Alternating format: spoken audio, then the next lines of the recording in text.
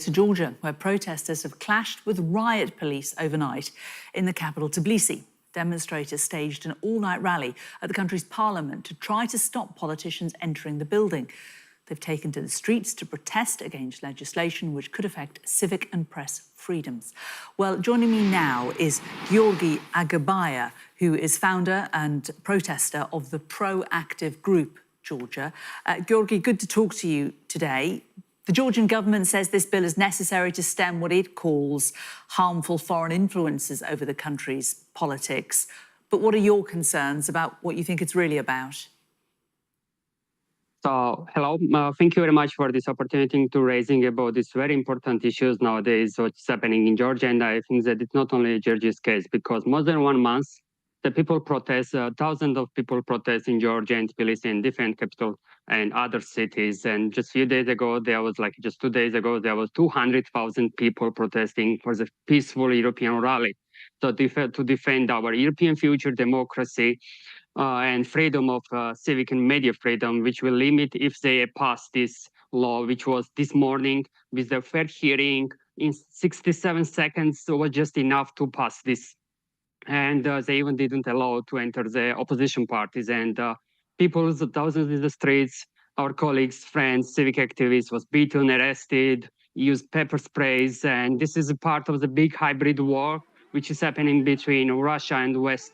And all the people, these thousands of 200,000 more people in the different streets who stand up, and all the people who is protesting. There was like a mass, let's say, protest in the universities. More than 20 universities joined, and students from there and lectures this protest. And there is no lectures nowadays there.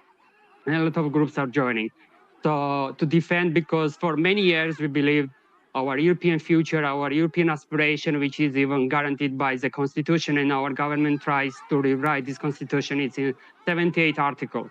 So Euro-Atlantic integration and government, all the entities need to do their maximum for that. And nowadays they are trying to drag the Georgia to the right with this Russian-style war to the occupier country's direction. The 20% of the Georgia is occupied by the Russia. And this should be speaking very, very loudly. Yes. Do you feel, were you outpaced by the government last night? They were able to push the protesters back, weren't they? So that was one of the most peaceful and colorful protests this month was happening. But at the same time, there was mass terror. And even this morning, they used pepper sprays and all the things, and arresting the beatings in front of police, and police says no reaction about that. Even there was 67, let's say, seconds was enough to enter, let's say, all the MPs and to vote from the ruling party, Georgian Dream Party. And for now, that was a lot of mass and terror going this month. And not only yesterday, but for the month, civic political activists was beaten or arrested, or they got let's say, separate calls intimidating.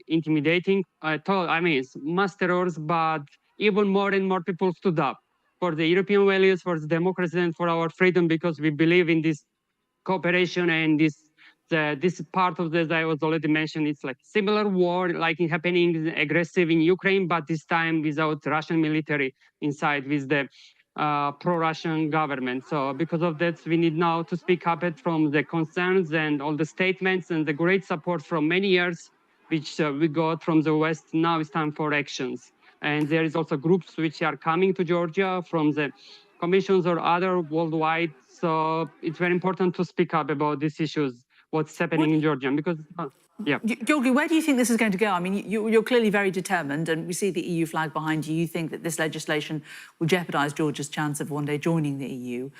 How determined are you? What else can you do?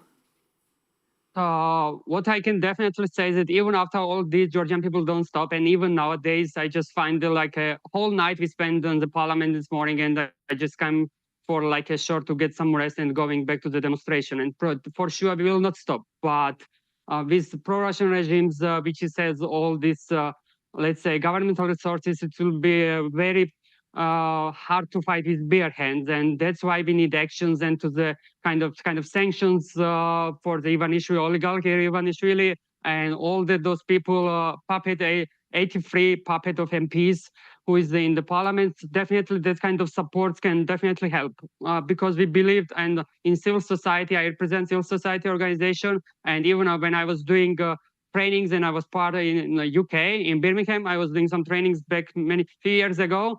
So that's how we believe and what we see in Europe. Yes, that kind of country we want to create in Georgia, and that's why what we fight, because this is not like a just thousands of people's fight, but it's more about fight of the values between West and Russia. And we strongly declare, this is our hashtags also of this campaign and protest, that no to Russian law, yes to Europe, yes to the secure, safer place which didn't had any war in the last 70 years in the European Union or like in their lives there. Giorgi, we must leave it there. We are out of time. Giorgi Agirbaia, one of the protesters in Georgia last night and founder of the proactive group Georgia. Good to talk to you. Thank you for joining us. You are watching Sky News Today. Coming up, we're going to have a lot more analysis.